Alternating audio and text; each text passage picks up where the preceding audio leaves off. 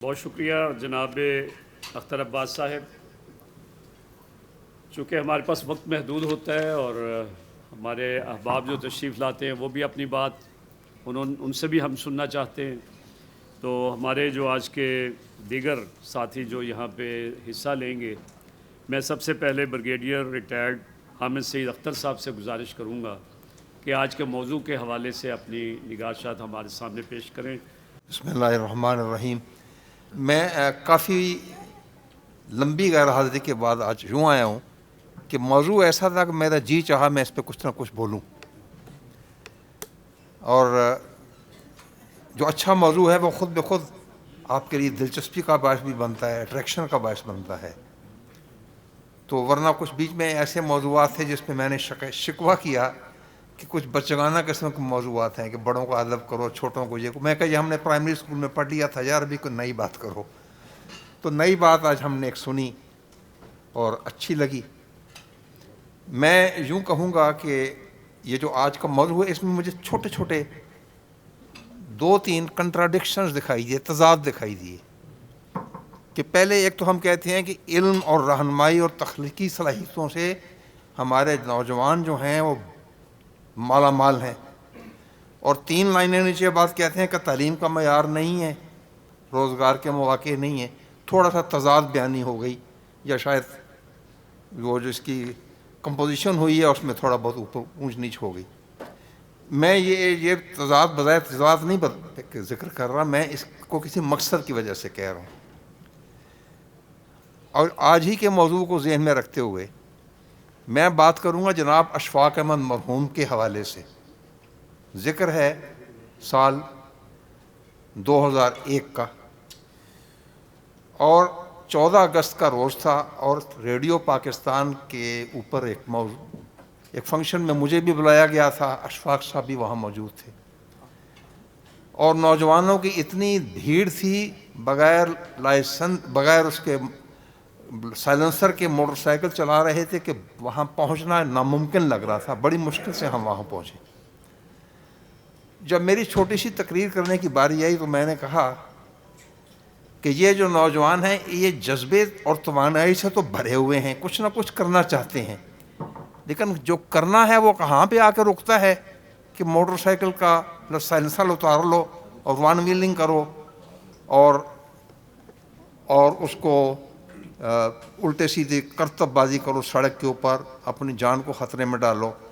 تو یعنی جذبہ ہے، توانائی بھی ہے، گائیڈنس نہیں ہے.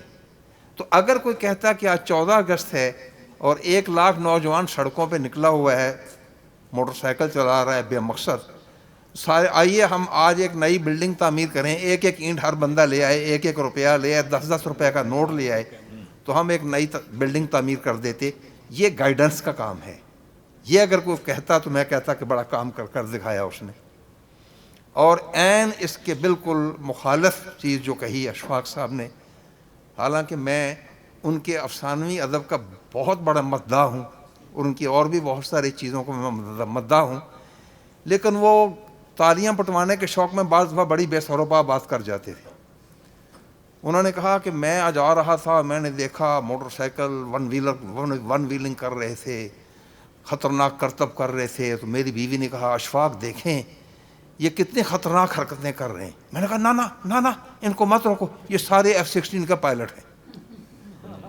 تو اب آپ اندازہ کیجئے جو کچھ میں نے کہا تھا اس کو مٹی میں ملا دیا انہوں نے، اور وہ صرف تالیاں پٹوانے کے شوق میں وہ ون ویلرز کو انہوں نے F-16 کا پائلٹ بنا دیا. اب F-16 کا پائلٹ ون ویلنگ سے تو نہیں بنتا، نہ ہی صرف خطرہ منہ لینے سے بنتا ہے، اس کے لیے کچھ اور کوالٹیز چاہیے. یہ چیز جو بظاہر شاید آپ کو ارریلیونٹ دکھائی دے، اس کو میں سمجھتا ہوں بہت ریلیونٹ ہے کہ ہم نے اپنی نئی پود کو گائیڈنس فراہم نہیں کی، ان کو ہم نے صحیح ڈگر پہ نہیں ڈالا، صحیح رہنمائی نہیں کی. اور میں خود اب بعض چیزیں دیکھ کے مایوس ہوتا ہوں کہ زندگی کا ماحول ہی بالکل بدل چکا ہے کہ ساری رات کمپیوٹر کے اوپر میرا پوتا کام کرتا ہے اور 1:30-2 بجے تک صبح سویا رہتا ہے. وہ زندگی کی ڈگر ہی مختلف ہو گئی ہے. اب نہ وہ ہم ٹیبل پہ اکٹھے بیٹھتے ہیں، نہ بھی کوئی گفتگو ہوتی ہے. جو باتیں ہم اپنے نانا اور دادا سے سیکھتے تھے ڈائننگ ٹیبل پر ایز ٹیبل ٹاک، وہ کئی کتابوں پر بھاری ہوتی تھی. اب وہ نہیں ہے، ختم ہو گئی. اب وہ انٹر ایکشن ختم ہو گیا، باہمی روابط ختم ہو گئے. جیسے کہ ابھی محترم مقرر نے ذکر کیا، یہ جو ربط تھا وہ ٹوٹ چکا ہے. پرانی جنریشن میں اور نئی جنریشن میں وہ جو ایک ذہنی ارتباط تھا وہ نہیں ہے. اب سیکھیں گے کیسے؟ وہ لقمہ لقمہ کر کے کھانے کی بات کر رہے تھے، ان کا جی چاہتا ہے وہ تو ہمیں ثابت نگل جائیں اگر کوئی ان کو کسی بات سے ٹوکے.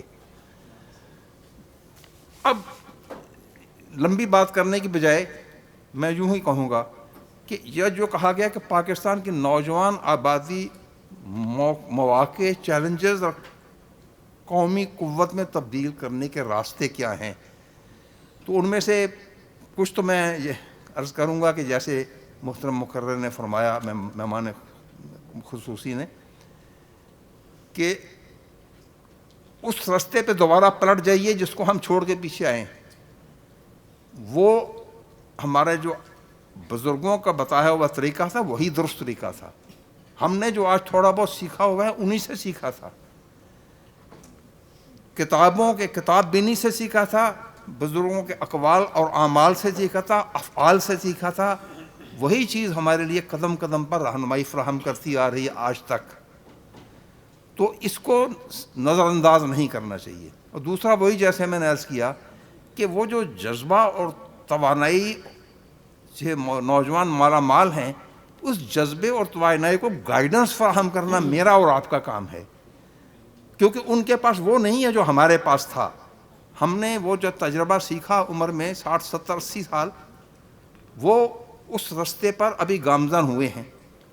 تو ان کو اس راستے پہ گائیڈ کرنا ہمارا کام ہے، چاہے ان کو بظاہر کتنا ہی ناگوار کیوں نہ گزرے، لیکن ان کو اتنے پیار اور محبت سے سمجھانا چاہیے کہ وہ خود ہم سے جیسے بولا سوال کرنے پر مجبور پائیں خود کو، آپ کے افعال و اعمال سے، آپ کے اقوال سے.